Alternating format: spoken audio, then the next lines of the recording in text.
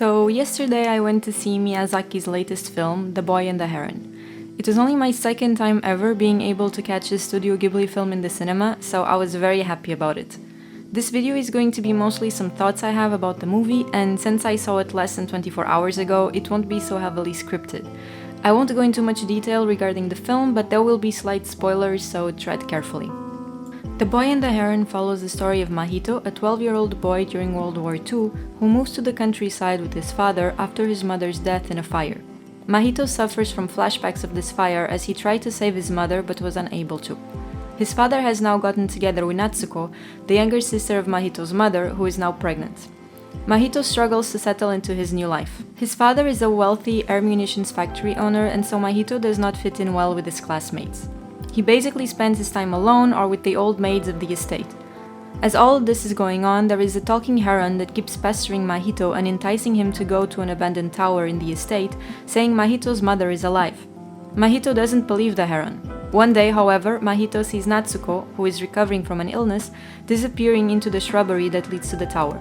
Once he arrives at the tower looking for her, he is transported to a different world and tries to rescue Natsuko and bring her back home.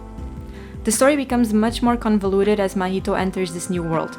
I won't go into detail, but there is a wealth of different characters and strange locations and rules. I never thought I would see fascist parakeets ruling an alternative universe, but there you go. I think it's from this part onwards that the film will either entrance you or just confuse you. This also seems to be a very meaningful film for Miyazaki, since it is apparently semi-autobiographical.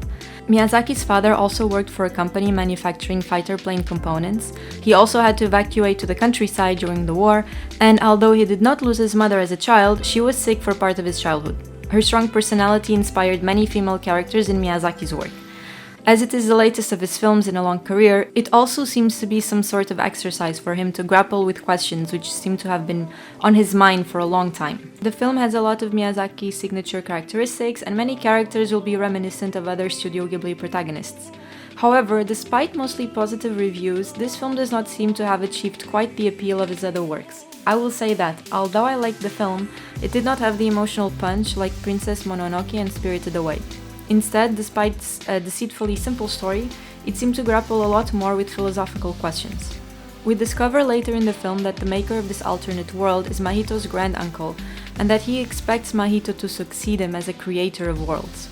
But Mahito says no. Although he doesn't like his current life, where he has no mother, is living in a strange place, and during times of war, Mahito would still prefer to go back and face reality than to try to create a perfect alternate world.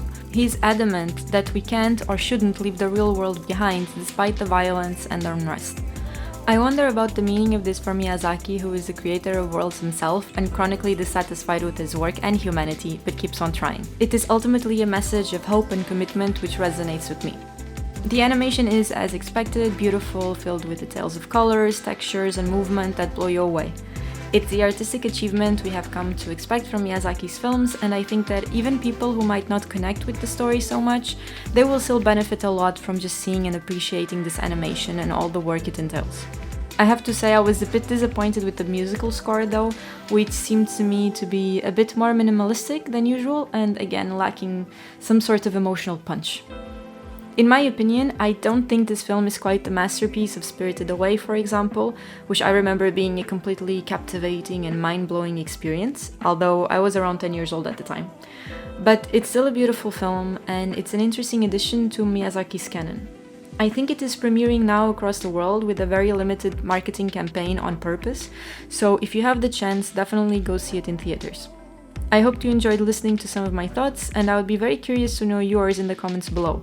If you like this video, don't forget to hit thumbs up and subscribe. Thanks for watching!